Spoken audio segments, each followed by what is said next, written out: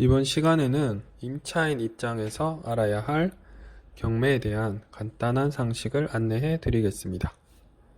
이 부분을 왜 알아야 하는가 하면 최우선 변제, 우선 변제와 같은 임대차에서 해당될 만한 용어들의 이해가 필요하기 때문입니다. 어려운 용어는 배제하고 최대한 예를 들어 설명해 드리겠습니다. 용어보다는 개념을 이해하시기 바랍니다.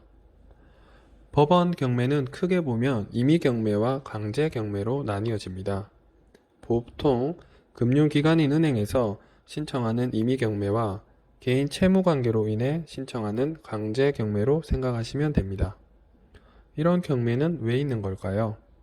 예를 들어 지금 영상을 보시는 분께서 집을 사려는데 돈이 부족해 은행에서 돈을 빌린다고 생각해 보겠습니다. 이렇게 대출을 받는다면 은행은 돈을 빌려주고 돈을 빌린 사람은 은행에게 이자를 줘야 합니다. 은행은 이자를 받기 위해 돈을 빌려주니까요. 은행은 돈을 빌려줄 때 그 사람의 신용을 보게 될 테고 빌려주는 금액이 클 때는 담보물을 요청합니다. 혹시나 돈을 안 갚는다면 그 담보물을 처분해서 돈을 찾아가겠다는 거죠. 근데 만약 돈을 빌려가고 약속과 다르게 이자를 주지 않고 연락도 안 된다면 어떻게 할까요? 당연히 돈을 빌려준 쪽에서는 답답하겠죠. 돈을 받아야 하는데 그렇다고 잡아다가 어떻게 할 수도 없을 테고, 그럼 어떻게 돈을 회수해야 할까요? 이때 담보로 잡았던 물건을 처분해서 원금과 이자를 받아가기 위한 법적 절차가 법원 경매입니다. 돈을 주기로 해놓고 안 주고 있으니 이 사람 재산을 처분해서 내 돈을 찾도록 해주세요 하는 겁니다. 경매가 절대로 나쁜 것이 아닙니다. 나쁜 것은 약속을 지키지 않는 채무자죠.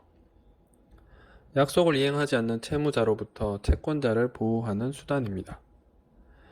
경매는 여러 사람들에게 이 물건이 나왔으니 관심 있는 사람은 가격을 제시하고 가장 높게 제시한 사람이 물건을 가져가도록 하는 것입니다. 그러면 첫 시작 가격을 얼마로 할지 정해야 합니다. 이때 감정평가사가 등장해서 이 물건은 이 정도 합니다라고 감정을 해줍니다. 이 감정가를 가지고 시작하죠. 그럼 여러 사람들이 그 가격을 각자의 기준과 생각대로 계산할 테고 그 물건을 원하는 사람은 다른 사람들보다 높은 가격을 제시하고 사가는 겁니다. 그럼 그 구매자가 낸 돈을 가지고 돈을 빌려준 은행에게 주게 됩니다. 이때 그 집에 살고 있던 임차인의 돈은 어떻게 되는 걸까요? 거주하는 대신 집주인에게 보증금을 줬는데 그 집의 주인이 바뀌게 되었으니까요. 이 보증금은 그 물건을 처분하고 받은 돈에서 나눠줍니다. 이걸 배당이라고 합니다.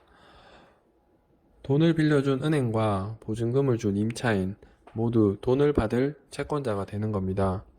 근데 집을 경매에 넘겼고 새 주인이 돈도 냈는데 이 돈은 어떻게 나눠져야 할까요? 어떻게 분배해야 마찰이 없고 공정하다고 생각될까요? 돈 빌려준 순서대로 주는 게 공정하지 않을까요? 그래서 배당 순이라는 게 있습니다.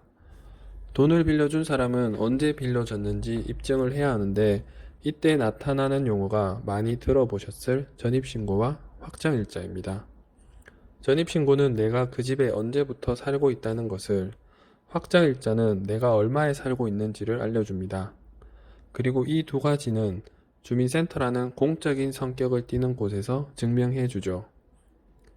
두 가지 정보가 모이면 내가 얼마에 언제부터 살고 있는지를 입증할 수 있게 됩니다.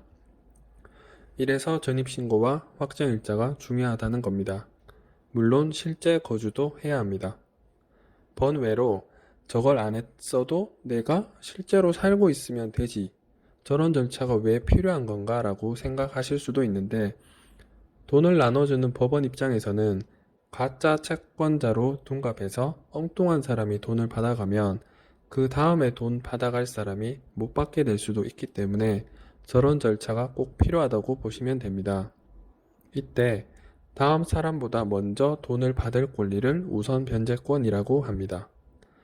그리고 최우선 변제권이라는 용어도 있습니다. 어떤 임차인에게 이 돈은 너무너무 큰 돈일 수 있고 이 돈마저 날리면 생활이 어려울 수 있으니 일정 금액보다 보증금이 적을 때는 설령 이 사람보다 먼저 돈을 빌려준 사람이 있더라도 이 사람에게 돈을 먼저 주자는 내용입니다. 사회적 약자를 배려하자는 취지입니다. 그래서 각 지역별로 저 최우선 변제금에 해당하는 경우에는 집이 경매에 넘어가도 전혀 상관이 없습니다. 내가 가장 늦게 들어갔다 하더라도 내가 가장 먼저 배당받으니까요. 보통은 월세 임차인들이 해당된다고 보시면 됩니다. 여기까지가 기본적으로 꼭 알아야 할 경매 관련 내용입니다.